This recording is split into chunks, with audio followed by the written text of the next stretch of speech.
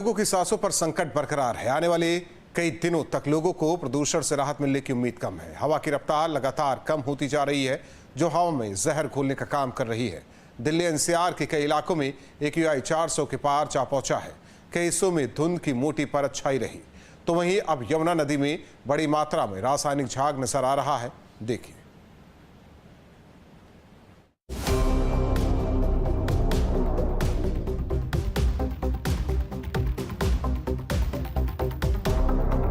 Delhi NCR में सांसों पर संकट बरकरार। कई इलाकों में AQI पहुंचा 400 पार। प्रदूषण की वार से लोग हुए लाचार। यमुना नदी के पानी में रासायनिक झाग। दिल्ली एनसीआर की हवा इन दिनों जहरीली बनी हुई है। दिल्ली के कई हिस्सों में धुंध की मोटी परत छाई रही। दिल्ली के लोगों को आने वाले कई दिनों तक प्रदूषण से राहत मिलने की उम्मीद नहीं है। बीते कई दिनों से वायु गुणवत्ता सूचकांक बेहद खराब श्रेणी में बरकरार है। केंद्रीय प्रदूषण नियंत्रण बोर्ड के डेटा के अनुसार जहांगीरपुरी में AQI सबसे खराब है। आनंद विहार की बात करें तो यहाँ AQI 426 रहा। मुंडका और अशोक विहार में AQI 417 रहा। बवाना में 411, रोहिणी में 405 रहा। सोनिया विहार में AQI 399, पंजाबी बाग में AQI 388, द्वारका सेक्टर 8 में 380 और RK पुरम में 378 और नजफगढ़ में AQI 363 दर्ज किया गया। वहीं एक दिन पहले दिल्ली में AQI 352 दर्ज किया गया, जो कि बेहद खराब श्रेणी में है। सुबह आसमान में हल्की स्मॉग की चादर छाई नजर आई। प्रदूषण का स्तर बढ़ने से लोगों की आंखों में जलन व सांस लेने में तकलीफ महसूस हो रही है। इसके अलावा विजिबिलिटी में भी गिरावट दर्ज की गई है। दिल्ली एनसीआर में सर्दी की हल्की दस्तक के बीच ज्यादातर जिलों में इन दिनों हवा जहरीली हो गई है। पश्चिमी यूपी ही नहीं, पूर्वांचल के कई जिले वायु प्रदूषण की चपेट में हैं। नोएडा, गाजियाबाद, मुरादाबाद के बाद लखनऊ, प्रयागराज, मुजफ्फरनगर में प्रदूषण का स्तर खराब स्तर पर है। बात करें नोएडा और गाजियाबाद की तो यहाँ की स्थिति बेहद खराब है। इन जगहों पर प्रदूषण पर्यावरण के साथ साथ हमारी हेल्थ के लिए भी खतरनाक है। आज का AQI बेहद खतरनाक लेवल पर है। सबसे ज़्यादा प्रदूषित इलाके की बात की जाए तो नोएडा का सेक्टर 116, जहां का AQI 325 दर्ज किया गया है। इसी तरीके से सेक्टर 62 का AQI 310 दर्ज किया गया है और ग्रेटर नोएडा का नॉलेज पार्क 3, वहाँ का AQI भी 300 के पार है, खतरनाक लेवल पर बना हुआ है। ग्रेप 2 की पाबंदियों को देखते हुए नोएडा प्राधिकरण द्वारा 14 टीमों का गठन किया गया है। निगरानी करने का दावा किया जा रहा है। टैंकरों से पानी के छिड़काव का दावा किया जा रहा है। उसके अलावा लगातार पॉल्यूशन डिपार्टमेंट के लोग जुर्माने की भी कार्रवाई कर रहे हैं। 4 से 5 करोड़ रुपए का जुर्माना अभी तक लगाया जा चुका है। बावजूद उसके लगातार जो पॉल्यूशन का स्तर है वो बढ़ता हुआ जा रहा है। गाजियाबाद की बात करें तो यहाँ भी सांसों पर संकट बरकरार है। सेंट्रल पॉल्यूशन कंट्रोल बोर्ड के आंकड़ों के मुताबिक गाजियाबाद का एयर क्वालिटी इंडेक्स 308 पहुँच गया है।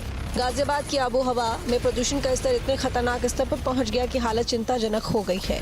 पिछले कुछ सालों से सर्दियां आते ही हवा में प्रदूषण का स्तर बढ़ जाता है। तमाम दावों के बावजूद अब तक इसे लेकर जिला प्रशासन कोई अहम कदम नहीं उठा पाया है। मौसम विभाग के मुताबिक अगले 2 दिन और हवा में प्रदूषण का ये हाल देखने को मिल सकता है। जो ऊंची ऊंची इमारतें हैं वहां पर भी धुंध की सफ़ेद चादर साफ तौर पर देखी जा सकती है।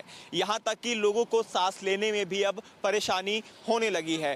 गाजियाबाद के अगर वसुंधरा की हम बात करें तो वहां का एयर क्वालिटी इंडेक्स 337 बना हुआ है, जबकि इंदिरापुरम का एयर क्वालिटी इंडेक्स 245 है।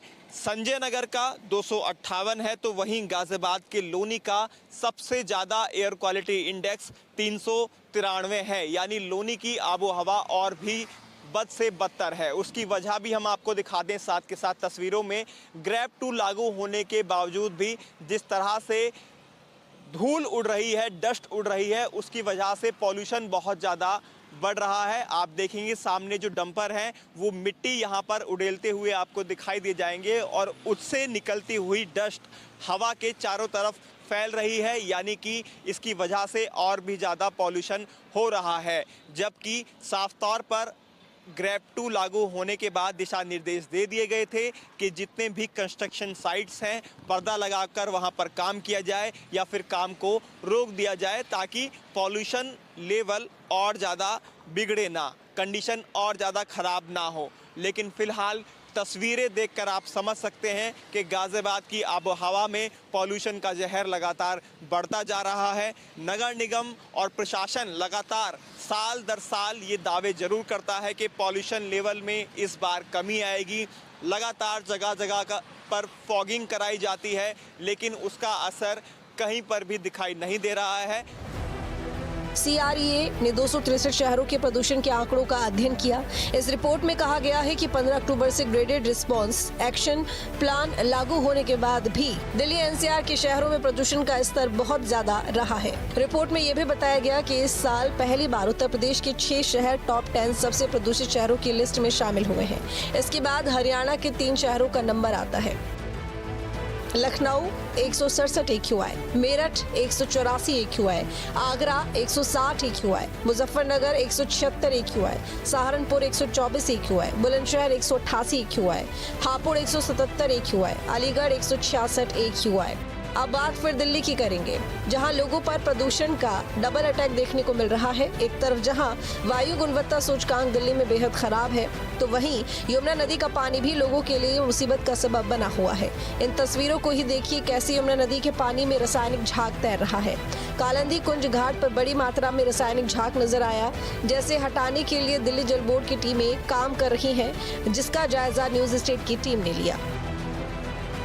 मेरे पीछे जो नाव है वो लगातार अपने बहाव के जरिए झाग को साफ करने की कोशिश कर रही है। इसके अलावा जो विशेष केमिकल है उसका प्रयोग भी किया जा रहा है कि जहां मैं मौजूद हूँ किनारे पर, यहाँ पर झाग बहुत बड़ी संख्या में, लेकिन उसके लिए भी विशेष केमिकल को लगाया गया है और एंटी झाग गन भी है। दरअसल मैं चाहूँगा कि मेरे कैमरा सहयोगी दिखाए कि किस तरीके से जो गेट हैं जो बैराज के वो खोले गए हैं, कालिंदी कुंज बैराज के, और वो गेट इस लिहाज से खोले गए हैं ताकि जो पानी का बहाव है वो तेजी से हो और जो नाव है वो बहुत तेजी से घूम रही है। कोशिश इस बात की है कि जो नाव तेजी से घूमेगी उससे झाग खत्म होगा, केमिकल का छिड़काव किया जाएगा। जो बैराज के गेट है वो तक खोल दिए गए हैं। ये है एंटी झाग गन, इसी का इस्तेमाल करके इस झाग को हटाया जा रहा है। कोशिश लगातार चल रही है। पीछे एक नेट भी लगाया गया जिसमें झाग को बांधने की कोशिश की जा रही है। विशेष केमिकल इस लिहाज से महत्वपूर्ण है क्योंकि जो ये झाग है ये भी केमिकल से बना हुआ है। कार्बन मोनोऑक्साइड, कार्बन डाइऑक्साइड जिस तरीके से वायु को प्रदूषित करते हैं, वैसे ही सल्फर, पोटेशियम जैसे जो रसायन है वो जमीन के साथ साथ वाटर को भी पॉल्यूटेड करते हैं और वही स्थिति हमें यहाँ पर नजर आ रही है। कैमरा सहयोगी जयराम के साथ राहुल डबास, न्यूज़ स्टेट दिल्ली।